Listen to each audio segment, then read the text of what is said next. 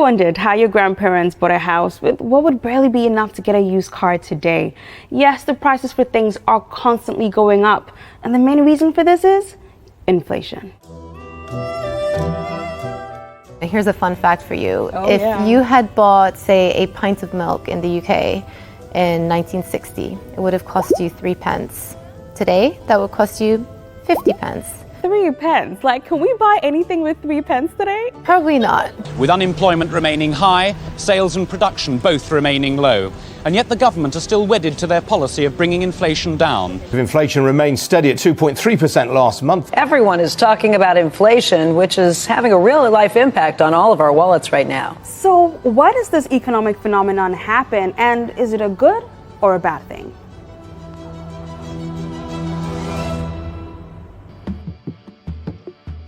Inflation is the rate of increase in the price of goods and services over a period of time. Hello, Jumana. Hey, Timo. This is Jumana Bersechi, a CNBC anchor and our resident monetary policy and economics whiz. So let's talk about inflation. Why don't we go back to the basics? Let's do it. Traditional economics would dictate that there are two main causes for inflation. There is demand pull inflation and cost push inflation. Cost push inflation happens when business expenses increase, and these extra costs are passed on to their customers.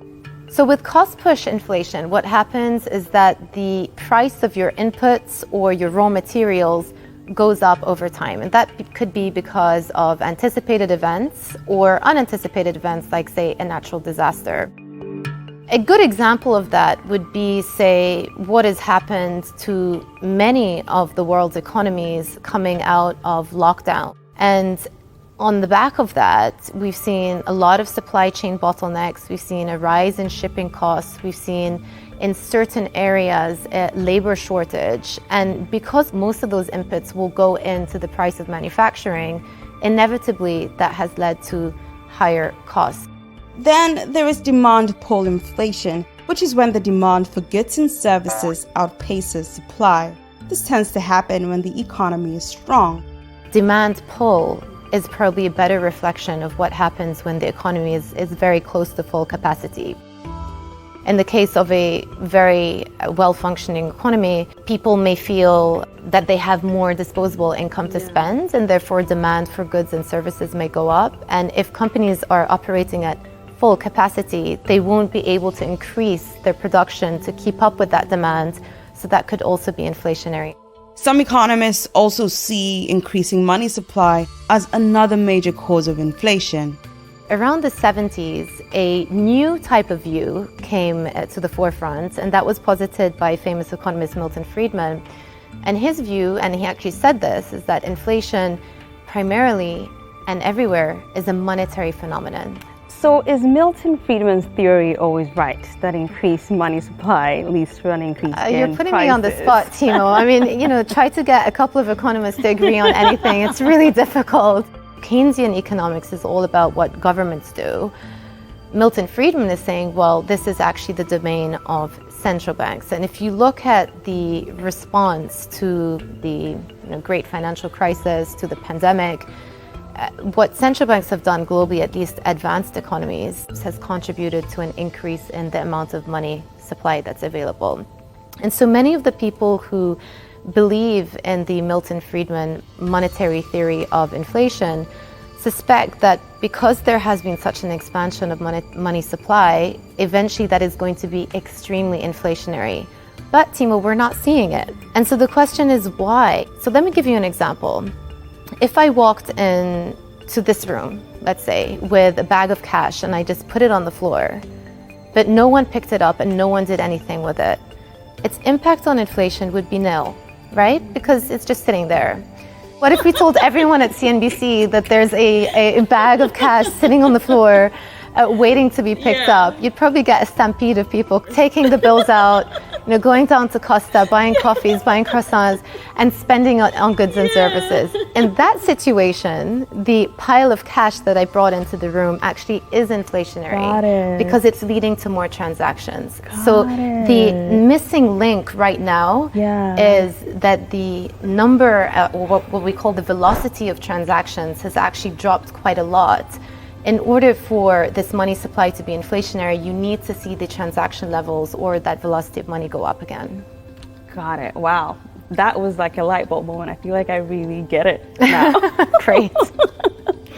I don't have a bag of cash though. Oh, damn it, Jemana, I'm leaving.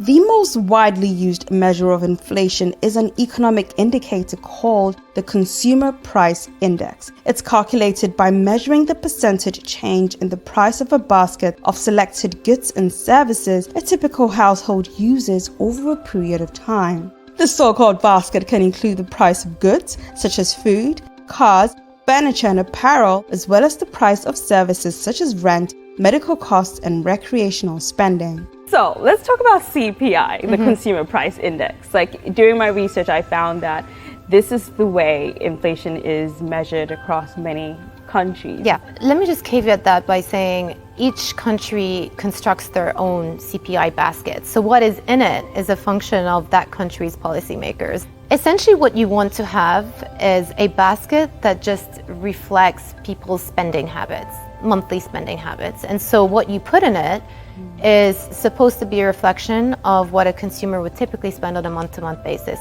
Economists then take the cost of this basket, divide it by the cost of the basket from the year or quarter they're comparing it to, then multiply it by 100. This formula calculates the inflation rates we see in headlines. This is known as headline inflation. But many argue that something called core inflation is the more valuable metric to follow. What economists try to do is they try to smooth out and remove any of the subcomponents that would be extremely volatile on a month-to-month basis or have no ultimate reflection on the strength of the economy. Oil, for example. Yes. On any given month, you can have oil moving up and down because of factors that are exogenous to how an economy is operating. So what economists will do is say, well, we'll look at the headline number to get a feel for how at an aggregate level price levels are doing. But then if we want to get an idea for the overall trend of prices, then we're going to strip out some of those volatile components, and that will give us a better measure of how these inflation numbers are panning out. Now that we understand what inflation is and why it happens, let's explore if it's something we should worry about. Ultimately, do you think it's a good thing or a bad thing? Well, I think economists have come around to the view that a little bit of inflation is good. It's like Goldilocks. You don't want it to be too hot, you don't want it to be too cold, you want it to be somewhere in the middle. Usually inflation is a sign of a well-functioning, productive, and a growing economy. But when you talk about hyperinflation, there we're entering into a completely different stratosphere. Hyperinflation is when prices spiral out of control, with an inflation rate typically increasing by more than 50% per month. Though many things can trigger hyperinflation, it's most commonly caused by excessive money supply and a loss of confidence in the economy or monetary system. Take Brazil, for example. From 1980 to 1995, the price level increased by a factor of 1 trillion. Meaning you would have to pay 1 trillion reais for something that cost you just 15 years ago. In the case of the Weimar Republic in Germany, for example, post-World War I, they were experiencing inflation, average inflation of about 300 percentage points per month. These are numbers that are actually so high it is difficult to comprehend. At one point, the Reichsbank, the German central bank at the time, actually issued a 100 trillion mark. Are you note. kidding me? No. I mean, it was extremely painful for many of the people who witnessed and lived through that time. There are loads of these images from the 20s of little kids using stockpiles of cash as Lego because cash was worthless. But inflation doesn't need to spill over into hyperinflation territory to cause trouble. In the 1970s, many of the world's developed economies witnessed double-digit inflation, but it was how the chair of the U.S.'s central bank handled it that made the history books. Essentially what happened is you had a couple of supply shocks. So we talked about cost push. One of them was an energy supply shock. You had that around 1973, 1974 with the oil embargo and then the Iranian Revolution in 1979. So that led to skyrocketing oil prices. At the same time, you had a couple of other things going on back in the US. So President Nixon had pulled the US out of Bretton Woods. He had removed some price controls on certain goods in the food space. So all of these things contributed to a slow and steady rise in inflation until then, we talked about secondary effects, it led to a wage spiral. So workers started demanding an increase in pay. And at one point, we had inflation reach about 14%, and this was around 1980. And the then Fed chair, Paul Volcker, came in and said, okay, well, inflation is the enemy. We've got to cure this. And the only way you can cure this is by hiking interest rates. So he kept hiking and hiking and hiking. The Fed started this interest rate hiking cycle at which interest rates in the US reached 20 percentage points. Eventually, they managed to start taming inflation, and inflation went down to 3 percentage points by the mid-'80s. But, Timo, it came at a very heavy cost because you had more than 4 million Americans unemployed at the time, and it basically led to an economic recession in the US. So that was the trade-off that they had to make. In order to keep inflation tame or to bring it back to tame levels, the economy had to go through a very painful adjustment period. And that is the reason why in this day and age, nobody wants to go back to what happened in the 70s and then the painful trade-offs that ensued afterwards. What are the changes have we seen countries make to ensure that we don't see a repeat of what we saw in the 70s?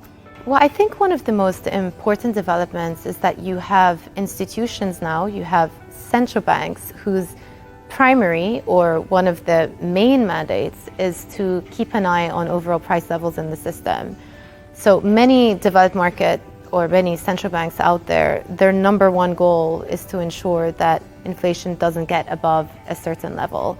The magic number is around 2% for advanced economy central banks. They'll say somewhere around there because it's not too high so that it will start causing secondary effects, but not too low or close to zero or even negative that we may be dangerously close to that deflation or disinflationary dynamics also, which central banks want to avoid. Yeah? Yeah. Okay, great. You're great.